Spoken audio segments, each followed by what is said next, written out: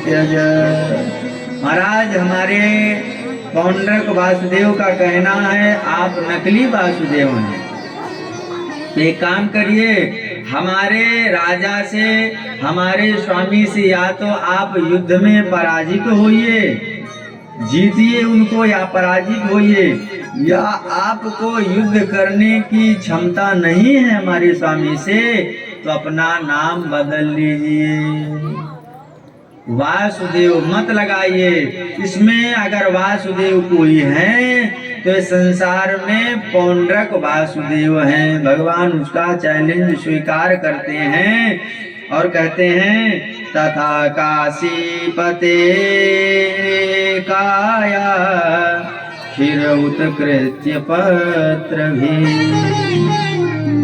महाराज उसका उद्धार करते हैं काशीराज के सहित। आगे चल करके महाराज दुर्योधन के पुत्री से लक्ष्मणा का विवाह शाम से होता है। उसमें कहते हैं बलराम जी से नोक झोंक हो जाती है, पूरे हस्तिनापुर को ही टेढ़ा कर देते हैं। बाद में क्षमा याचना करने पर महाराज प्रसन्न होते हैं और राम राम अखिलाधार प्रभावम न विदामते मूढ़ानां नः को बोधेना क्षन्तुमर्हस्यति। आगे चलकर नारद जी देखते हैं कि 16,108 पटरानियों के साथ कृष्ण कैसे रहते हैं। जब गए देखने महाराज तो कहते हैं ब्राह्मे मुहूर्त उत्थाय दध्यौ प्रसन्न कर्ण आत्मानं तमसः परम। जैसे भगवान राम जी करते थे प्रातः काल उठ कर रघुनाथ, मात पिता गुरु नावहि माता। भगवान द्वारिकाधीश कृष्ण उठते प्रथम पूज अपने से बड़ों का आदर करके सत्कार करते, स्नान इत्यादि करके भगवान यज्ञ अनुष्ठान में अपने को सम्मिलित करते, सभा के मध्य में अपने को रखते। उसके बाद सबका जो दुख सुख था वो भी सुनते। यह कार्य जब देखे सब रानियों के यहाँ भगवान हैं। इस प्रकार महाराज सुबह से शाम हो गई, होते होते सब जगह जैसे गए, जिस टाइम पे जो कार्य करना चाहिए भगवान कहते हैं वासुदेव श्री कृष्ण जो कार्य करना चाहिए वही कार्य कर रहे हैं। इसके बाद महाराज कन्हैया इंद्रप्रस्थ जाते हैं। इंद्रप्रस्थ जाकर के अर्जुन और भीम को लेकर के याचना करते हैं, युद्ध मांगते हैं, जरासंध से युद्ध करते हैं। युद्ध में महाराज जरासंध का भीम के द्वारा उद्धार करवाते हैं और वहाँ जितने राजा थे, कैद थे जरासंध के कैद खाने में, महाराज सब छूटते हैं और भगवान नारायण कृष्ण द्वारिकाधीश कृष्ण से प्रार्थना करते हैं कृष्णाय वासुदेवाय। आवाज क्लियर करो बेटा, इसमें आवाज जो भर भर की आ रही है समझ में नहीं आ रहा है, इसको वहां से नहीं यहाँ से क्लियर करो। बेस कम करो, हल्का बेस करो, कम करो। और देखो सिस्टम में कोई बटन खुली होगी उसको सही करो। भर भर की आवाज आ रही है। कृष्णा देखो भर भर की कितनी आवाज आ रही है।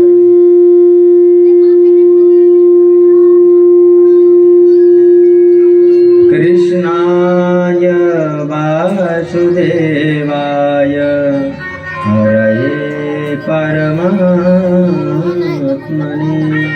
प्रणतक्लेशनाशाय गोविंदाय नमः। और उनको बुलाओ, आदित्य पांडे जी को बुलाइए, वो सही करेंगे, आपके बस की बात नहीं। तो महाराज उद्धार हुआ। देखिए जो हम लोग बोलते हैं कृष्णाय वासुदेवाय हरये परमात्मने प्रणतक्लेशनाशाय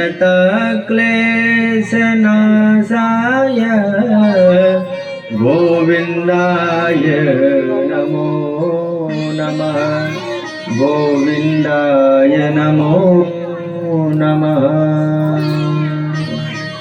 ये जो है ना, ये यही का श्लोक है। जरासंध के कैद खाने से, बंदी गृह से जो कैदी छूटे थे, वो सब एक स्वर में प्रार्थना करते हैं इस श्लोक के माध्यम से।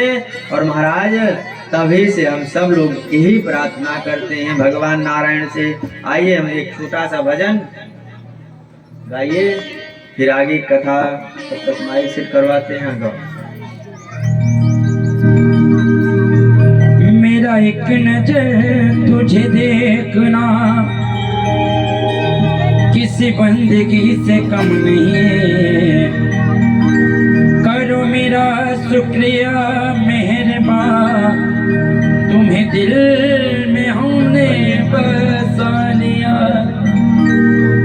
आप इस तरह से होश उड़ाया न कीजिए, युवन समर के सामने आया न कीजिए।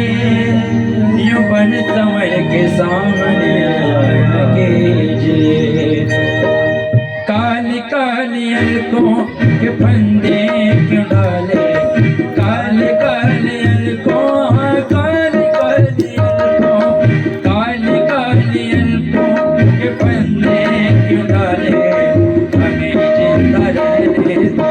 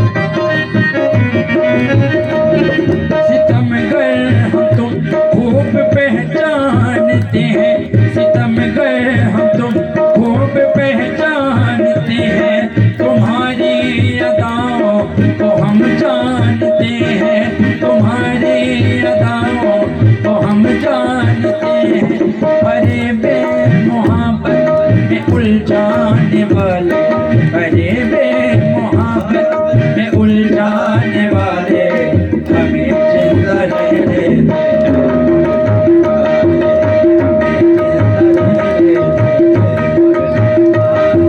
श्याम तेरी बंसी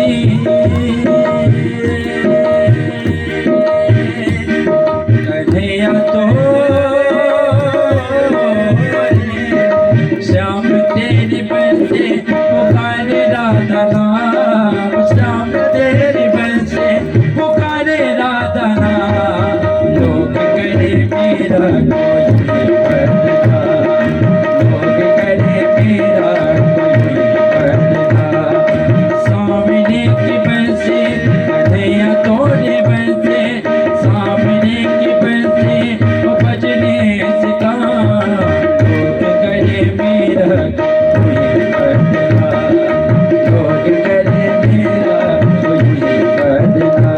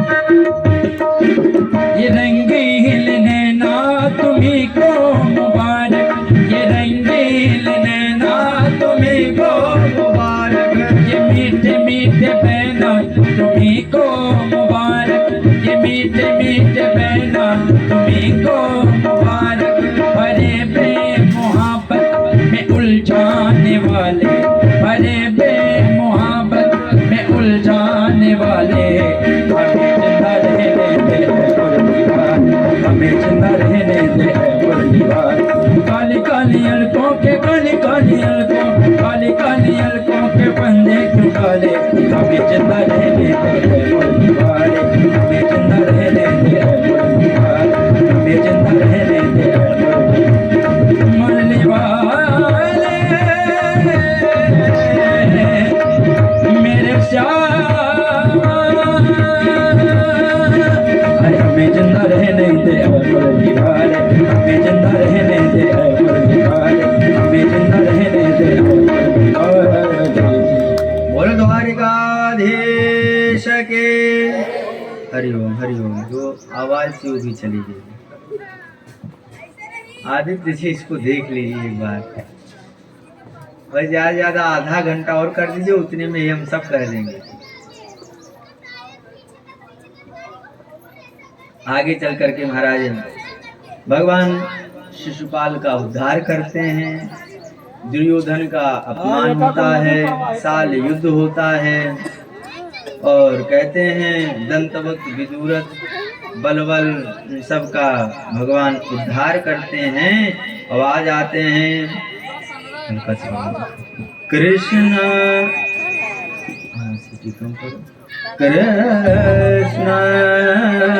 कृष्ण श्यासे सखा कसे ब्राह्मणो ब्रह्मभितमः।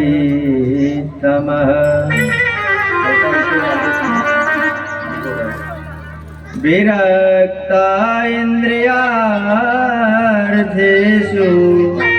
प्रशान्तात्मा जितेन्द्रियः, प्रशान्तात्मा जितेन्द्रियः।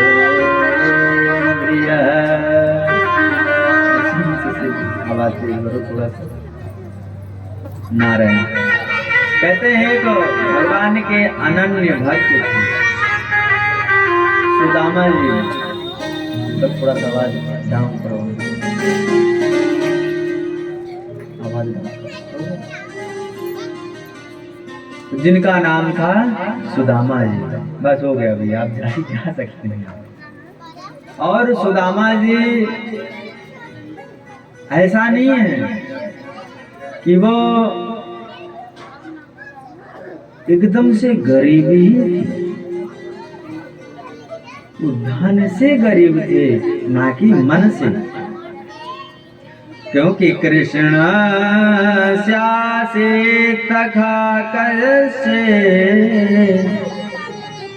ब्राह्मणो ब्रह्मभितमः।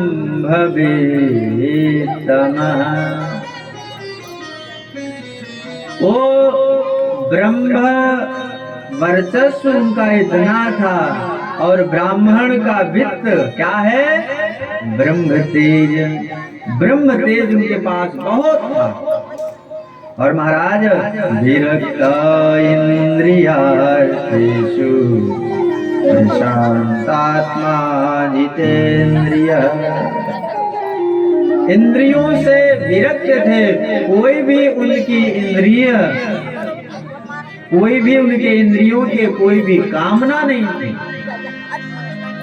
मिल जाता तो पा लेते, नहीं मिलता तो नहीं पाते। और महाराज प्रशांतात्मा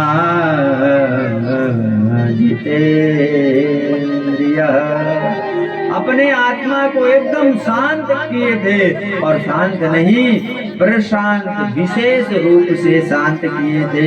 ऐसे जितेंद्रिय थे, अपने मन को जीते हुए थे। और महाराज उनकी पत्नी पतिव्रता पतिं प्राह म्लायता वदनेन सा दरिद्रा सीदमाना सा वेपमानाभिगम्य च। उनकी पत्नी पतिव्रता तो बहुत थी, पर दरिद्रा शील मानाशा। बार बार सुदामा जी की पूछती, महाराज ये नहीं है घर में, यो नहीं है, आप कुछ करते क्यों नहीं है, कुछ लाते क्यों नहीं है। और महाराज दे नहीं को सब लखत है, दे नहीं लखय न कोय,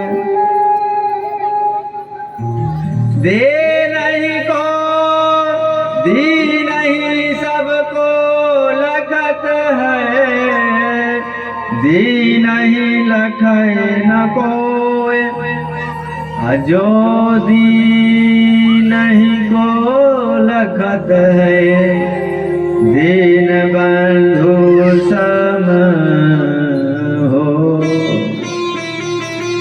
दीनहीन तो सबको लगते हैं, पर दीनहीन को कोई नहीं लगता, और जो दीनहीन को लगता है वो दीन बंधु सम हो।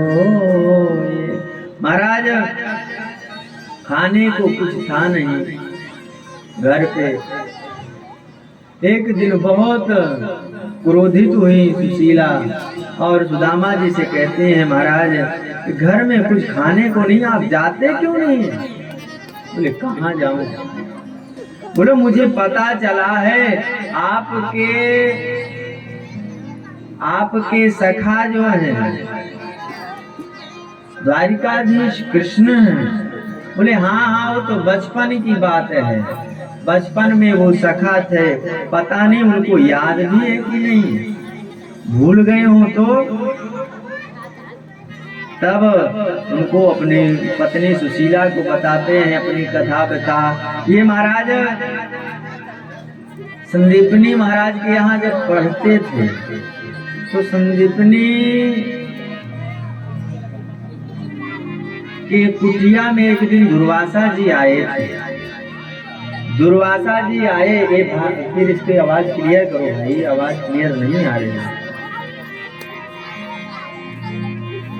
तो क्लियर करो आवाज। हरिओम हरिओम। तो सुदामा जी जहाँ रहते थे और कृष्ण जी जहाँ सखा रूप में रहते थे, वहां पर एक दिन दुर्वासा जी भिक्षाटन के लिए आए और कहते हैं संदीपनी मैया की, संदीपनी जी महाराज की पत्नी और माता जी थोड़े से चना बचे थे। सोची कि अभी कृष्ण सुदामा जाएंगे लकड़ी काटने के लिए, समिधा लेने के लिए, और रास्ते में अगर भूख लगेगी तो क्या लेना। और अभी बच्चे गए हैं भिक्षाटन के लिए और वो जब तक आएंगे तब तक ये चले जाएंगे। तो कुछ चने रखे थे, उनको दुर्वासा जी आए भिक्षाटन करने के लिए, दुर्वासा जी को नहीं दिए, कहे महाराज कुछ नहीं है आज कुटिया में। तो दुर्वासा जी ध्यान लगाए, क्या यह गुरु माँ झूठ तो नहीं बोल रही है?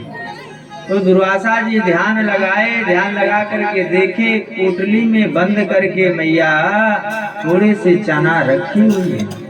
और चना जैसे देखते हैं और दुर्वासा जी पूछते हैं, मैया झूठ बोल रही है? अरे तेरे कुटिया में छेने रखे हुए हैं। बोले क्या बताऊं बेटा, ये कृष्ण बलराम के लिए रखा हूं। अरे वो जाएंगे समिधा लेने के लिए, रास्ते में क्या खाएंगे, और जब तक आएंगे भिक्षाटन करके तब तक बहुत देर हो चुकी होगी। तो दुर्वासा जी ने कहा, मैया क्या तू मुझे अपना पुत्र नहीं मानती? मैं तेरा पुत्र नहीं हूँ, यही तो तेरे पुत्र है। जाकर तू मुझ पुत्र को भूखा रखती है, मेरे से छुपाती है, जो ये चना खाएगा वो दरिद्र हो जाएगा। महाराज ये बात खड़े खड़े सुदामा सुन रहे थे। और महाराज जैसे ही लकड़ी काटने के लिए गए और रास्ते में जैसे पहुंचते हैं और सुदामा जी कहते हैं कन्हैया लकड़ी बिनते हैं, और ये सारे चना चबा करके सारे चने चबा लेते हैं। क्यों? बोले मैं अगर दरिद्र हो जाऊंगा मैं कोई बात नहीं, पर ये द्वारिकाधीश ये कृष्ण है, अगर इसको कुछ हो गया तो क्या हो? अपनी सखा का सारा दुख दरिद्र अपने ऊपर ले लिए। और यह बात जब सुशीला जी को पता चली तो महाराज कहीं कि आप एक बार मिलके तो आओ। तो महाराज प्रार्थना करती है, बोले कैसे जाऊं, मेरे पास जाने के लिए वस्त्र भी नहीं है, फटे कुचैले मैले वस्त्र हैं, कैसे जाऊं इन वस्त्रों में।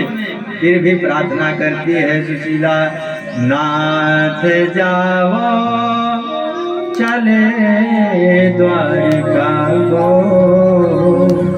नाथ जाओ चले द्वारिका को, इस नगर में गुजारा नहीं है, नहीं है इस नगर में गुजारा नहीं है।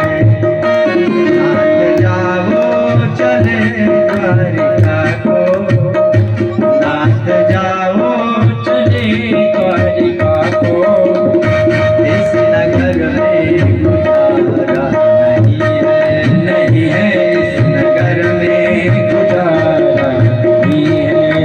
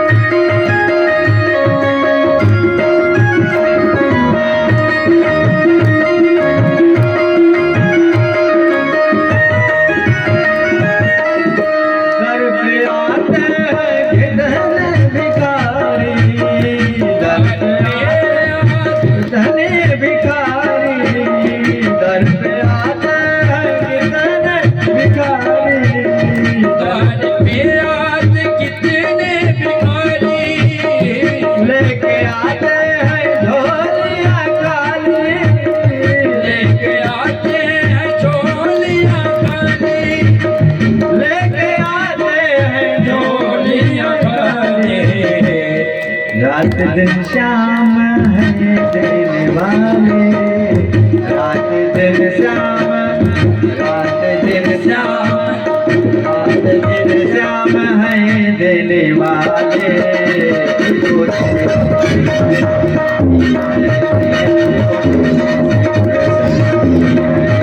नाचना हो चले द्वारिका को, नाचना हो चले द्वारिका को, इस नगर में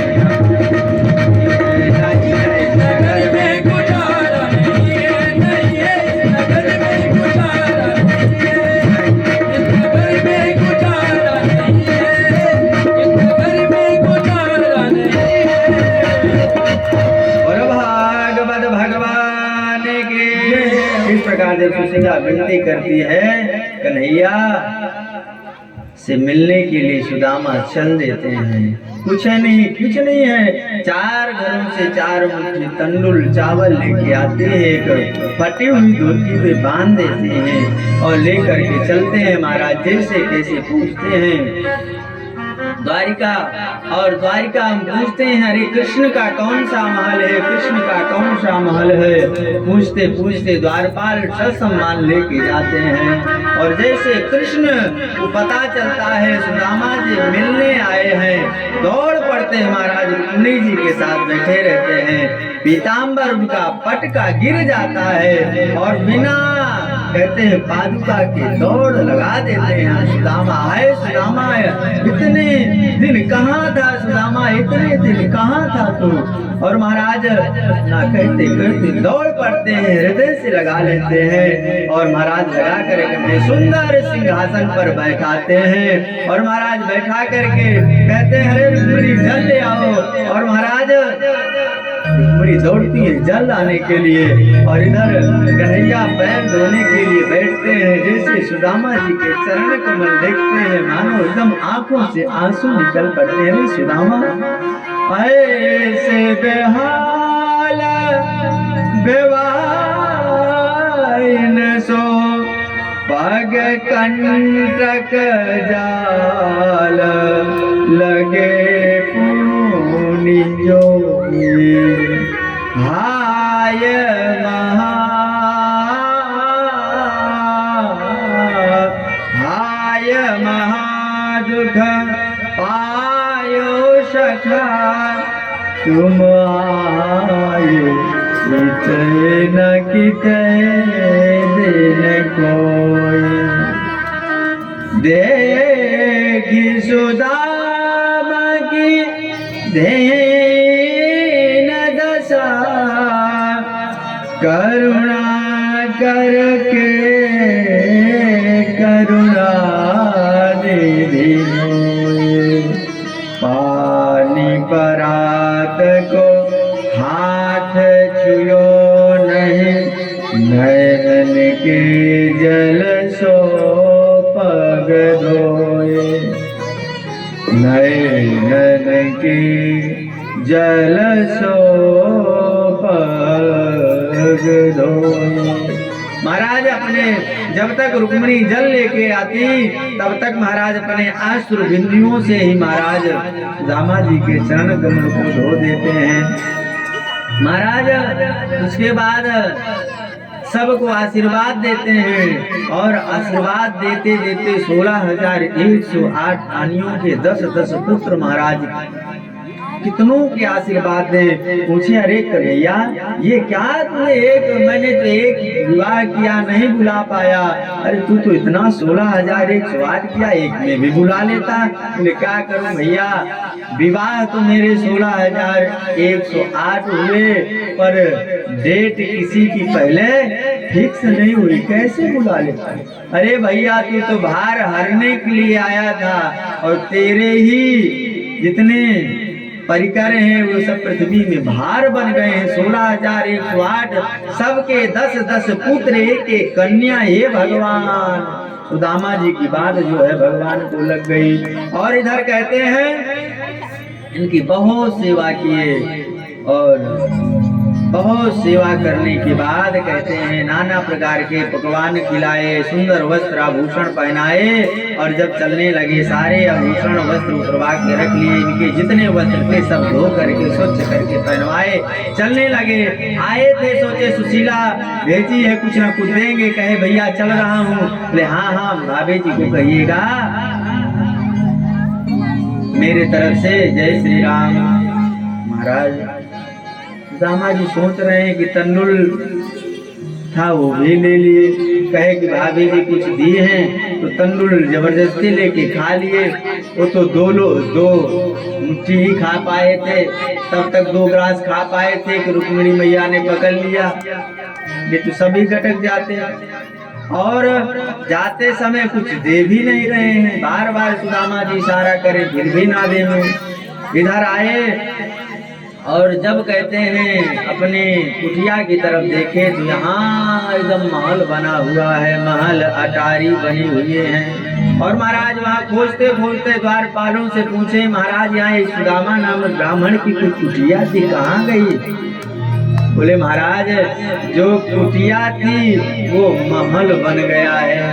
और महाराज उसी को देखते हुए कहते हैं जब ऐश्वर्य के प्राप्ति देखे तो कैसे कौन है। और कहते हैं सुशीला जी थार लेकर के, स्वर्णमय थाल लेकर के, सुंदर चंदन रख के, दीपक रख के, हार लेकर के जैसे आई और सुदामा जी के हार डाल करके आरती करने लगी। और कहते हैं साक्षात अंदर से जैसे द्वारिकाधीश निकले, एकदम सुदामा जी का हृदय फट गया स्नेह से और तुरंत उनके चरणों में गिर गए। बोले भैया तुमने मुझे कुछ दिया नहीं। बोले आपके मन में कुछ था नहीं, मन में तो सुशीला के था इसलिए मैंने सुशीला को दिया, हमारे मन में कुछ नहीं था इसलिए तुमने कुछ नहीं दिया।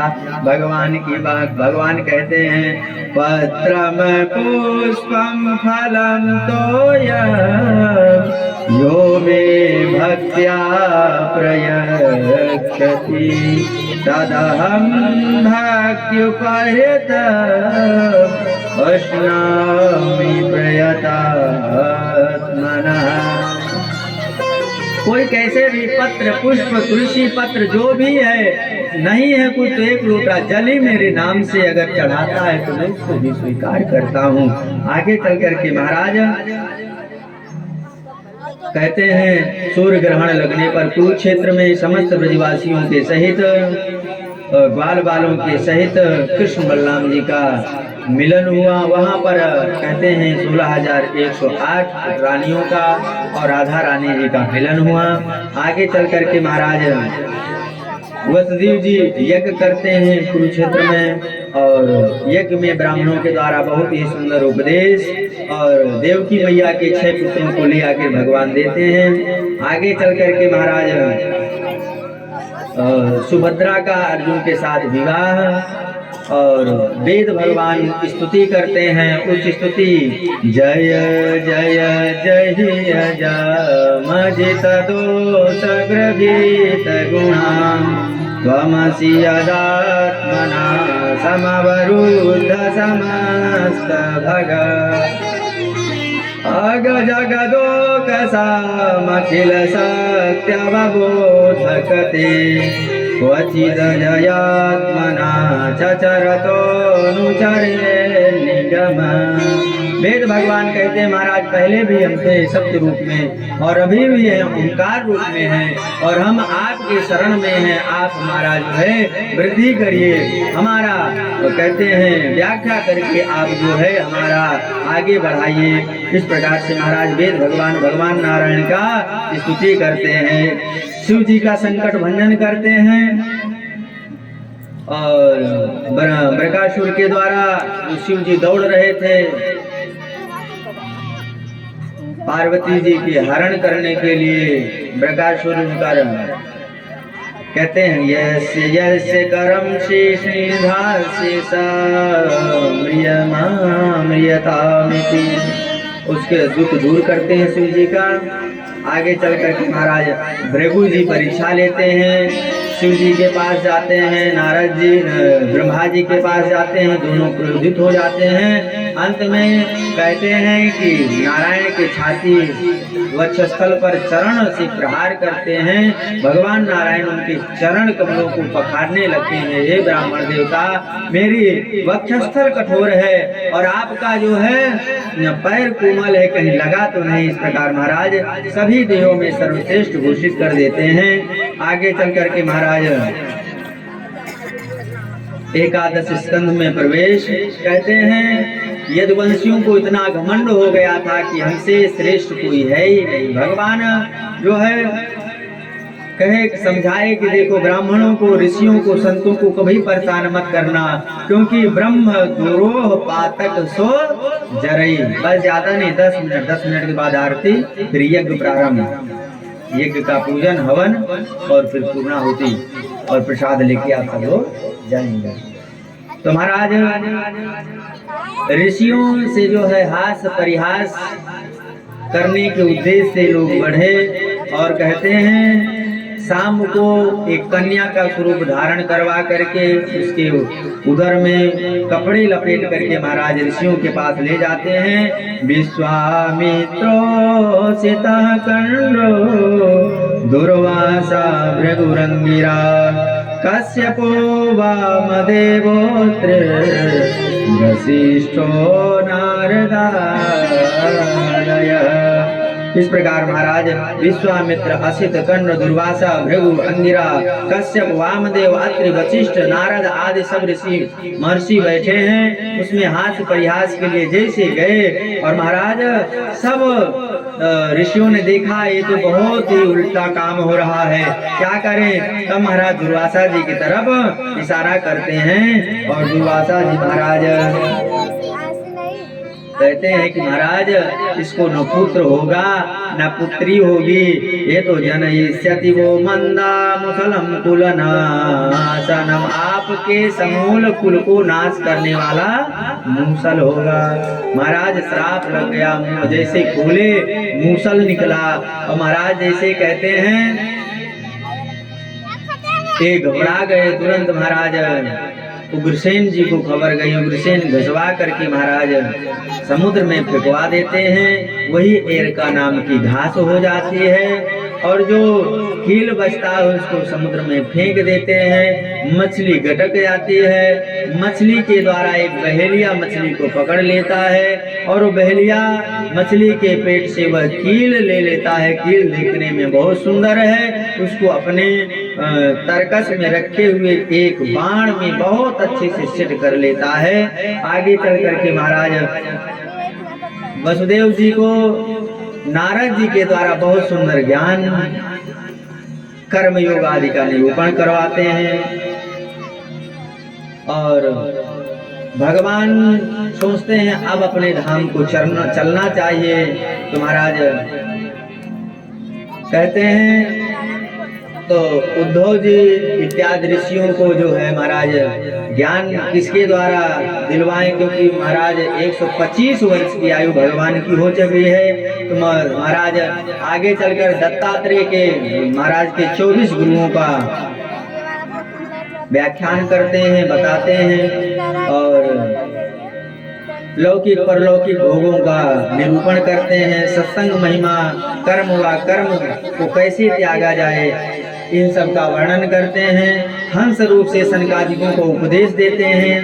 भक्ति योग आदि ध्यान योग का और भगवान के अनंत विभूतियों का वर्णन, वर्णाश्रम, वानप्रस्थ, संन्यासाश्रम का जो है बहुत सुंदर से वर्णन करते हुए एक चल करके आगे कहते हैं भगवान का जाने का जब समय हुआ तो कहते हैं वहां पर एक सब समुद्र के तट पे गए और एकदा कहते हैं वह एरका नाम की जो घास थी उसको उखाड़ के समस्त यदुवंशी जो है मारने लगे हैं। और कहते हैं कृष्ण भगवान को पता चला है द्वारिकाधीश जी को ये तो अनर्थ हो गया है, लग रहा है समय आ गया, घोषणा कर देते हैं द्वारिका नगरी खाली करिए। अभी अपने समुद्र अपनी सीमा को लांग करके इसको डुबो देगा और महाराज अपने स्त्रियों को, बच्चों को सांखोद्धार क्षेत्र पहुंचा देते हैं और कहते हैं एक बड़ वृक्ष के नीचे भगवान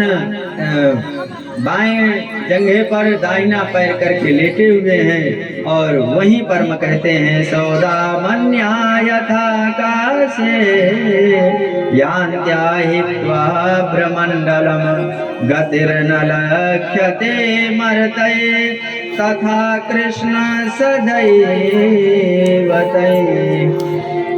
महाराज इनके रथ घोड़ों सहित आकाश को चला गया और बलराम जी समाधिस्थ होकर के शरीर छोड़ के साथ शरीर चले गए हैं। और बहलिया जो है भगवान के अंगुष्ठ को देख करके, अंगुष्ठ कमल को देख करके उस पर निशाना लगा करके लगाया, वही बाण जो है भगवान के एकदम स्पर्श किया और बहलिया आया। जब देखा तो महाराज कहते हैं क्या बताएं, वो एकदम पसीना पसीना हो गया। महाराज मुझसे अपराध हो गया, गलती हो गया है, मुझे माफ कर दीजिए। बोले तुम्हारी कोई गलती नहीं है, ये मेरा ही आदेश था और ऐसा हुआ मेरे ही आदेश से।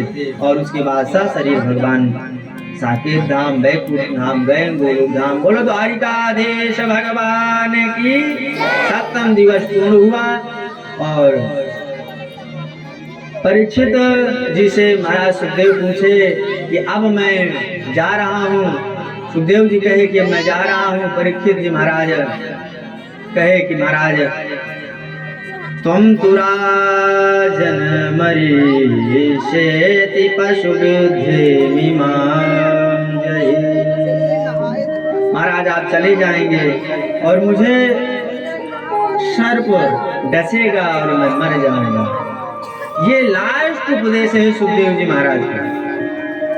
लास्ट उपदेश देते हैं। अरे बोले परीक्षित, अरे अपने जो पशु बुद्धि लिए बैठा है इसको त्याग और देख घटे भिन्ने यथाकाश आकाशः स्याद् यथा पुरा स्वप्ने यथा शिरच्छेदं पंचत्वाद्यात्मना स्वयं। बोले देख जैसे कोई बहुत प्रगाढ़ निद्रा में है और उसमें स्वप्न दिखाई दे, ऐसा लग रहा है मेरा सिर जो है धड़ से अलग कर दिया गया है शरीर से और वह एकदम अकबका करके अकुला करके जगे और देखे तो उसका सिर जुड़ा हुआ है। ऐसे ही जो तुम में पशु बुद्धि अपने शरीर में लगाए हो इसको त्याग दो। एवं देहे मृते जीवो ब्रह्म संपद्यते पुनः। और पुनः भगवान नारायण ये शरीर मरता है, ये आत्मा नहीं मरती है। महाराज इस प्रकार से यह परीक्षित को अंतिम उपदेश देकर सुखदेव जी महाराज चले गए। और परीक्षित अपने कहते हैं समाधिस्थ होकर के अपने आप को भगवान के चरणों में लगा करके मन को, और कहते हैं तो भगवान के चरणों में अपने मन को लगा दिए थे। इसके पुष्प के माध्यम से सर्प आया और स्पर्श किया, परीक्षित जी का शरीर जो है जल करके भस्म हो गया। और महाराज आगे कहते हैं जन्मेजय सर्प सत्र किए और सर्प सत्र में तक्षक इत्यादि सब सर्प जड़ने के लिए आ गए। और कहते हैं ब्रह्मा जी के सहित आस्तिक मुनि आकर के महाराज इनको यज्ञ बंद कराएं कि देखो जो होना था हो गया। सर्पों की जो बेचारे इनको कुछ नहीं ज्ञान, ये तो जल करके भस्म हो जाएंगे, हत्या आपको लगेगी। इस प्रकार बताएं। आगे चलकर तत्त्वीय शाखा का परिचय, सूर्य आराधना, अथर्ववेद शाखा पुराणों के लक्षण बताते हैं। मार्कंडेय जी की तपस्या और मार्कंडेय जी को ये माया का जो दर्शन है वो करवाते हैं, माया का दर्शन करवाते हैं। मार्कंडेय जी घबरा कर बोले महाराज आपन तेज संभारो, आप ये हमारे बस की नहीं है माया आपकी। फिर महाराज आगे चल करके महाराज भगवान के आयुध पहनने का क्या लक्षण है, क्यों आयुध पहनते हैं, इन सब का जो है बहुत सुंदर निरूपण करते हैं।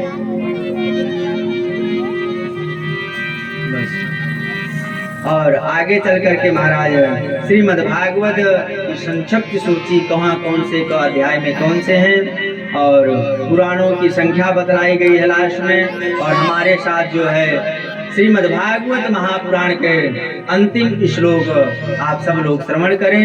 जजमान जी आ रहे हैं आरती करने के लिए, आरती करें और यहीं पर अपने वाणी को विश्राम।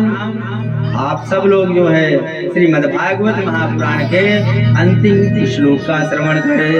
नाम संकीर्तनम यस्य, नाम संकीर्तनम यस्य, सर्व पाप प्रणाशनम, सर्व पाप प्रणाशनम, प्रणामो दुःख शमनः, प्रणामो दुःख शमनः, तं नमामि हरिं परम्, नमामि हरिं परम्, तं नमामि हरिं परम्, तं नमामि हरिं परम्। बोलो भागवत भगवान की जय हो। महाराज 7 दिन तक आप सब लोगों ने प्रेम पूर्वक भागवत भगवान की कथा श्रवण किया। देखिए भगवान भागवत भगवान पुराण पुरुषोत्तम भगवान भगवान नारायण की कथा संपूर्ण कथा कहने में कोई भी सक्षम नहीं है।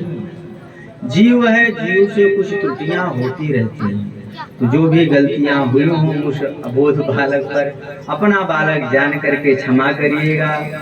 और यहाँ पर आप सबका बहुत ही स्नेह मिला, हमारे जजमान परिवार के द्वारा बहुत ही स्नेह मिला, प्रेम मिला, जो अलौकिक है। हमारे ब्राह्मणों के द्वारा बहुत ही अभूतपूर्व सहयोग मिला मुझे, और बहुत ही सुंदर सब लोगों ने हमें अपना मान करके अपनाया। हम सब लोगों के बहुत बहुत आभारी हैं, और सभी लोगों को जय श्री राम, जय श्री कृष्ण। आइए आरती, उसके बाद फिर गीत का। सभी लोग अपनी जगह पे खड़े हो जाएं। सब लोग अपनी जगह पे खड़े हो जाएं। श्री भागवत भगवान की है आरती, पापियों को पाप से है तारती। श्री भागवत भगवान की आरती, पापियों को पाप से है तारती। श्री भागवत भगवान की है आरती। ये अमर ग्रंथ, ये मुक्ति पर, ये पंचम वेद निराला। ये अमर ग्रंथ, ये मुक्ति पर, ये पंचम वेद निराला। ये पंचम वेद निराला, नव ज्योति जगाने वाला। ये पंचम वेद निराला, नव ज्योति जगाने वाला। हरि नाम ये, हरि नाम ये, हरि नाम ये, हरि नाम ये, जग की मैकेल की आरती, पापियों को पाप से है तारती। जय भागवत भगवान की है आरती। ये सात गीत पावन पुण्य पापों को मिटाने वाला। ये सात गीत पावन पुण्य पापों को मिटाने वाला, पापों को मिटाने वाला, हरि दर्श कराने वाला, पापों को मिटाने वाला, हरि दर्श कराने वाला।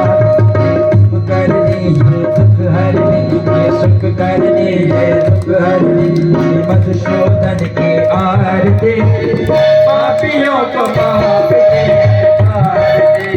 भागवत भगवान की है आरती।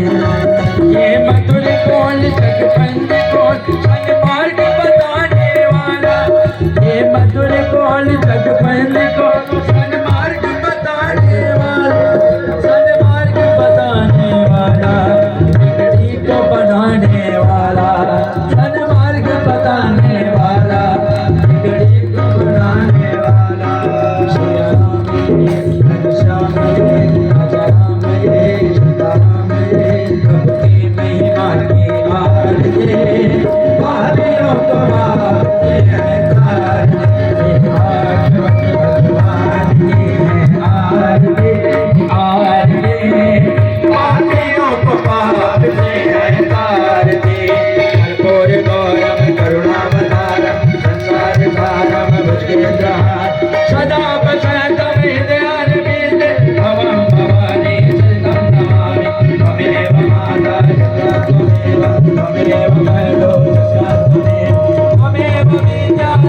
त्वमेव सर्वं देव श्री भागवत भगवान की आरती आरती पापियों को पाप से तारती हो पापियों को पाप से तारती हाँ पापियों को पाप से बोल भागवत भगवान की परम भागवत श्री सुखदेव जी महाराज की यज्ञ नारायण भगवान की। जजमान जी आ जाएंगे और हमारे माता जी को बुला लीजिए। थोड़ा सा यहाँ पे तिलक चढ़ा के पुष्प चढ़ा दें जल्दी से ₹2 माता जी को बुला लीजिए। तब तक विदाई के हम सब लोग श्रवण किए। माता जी अच्छा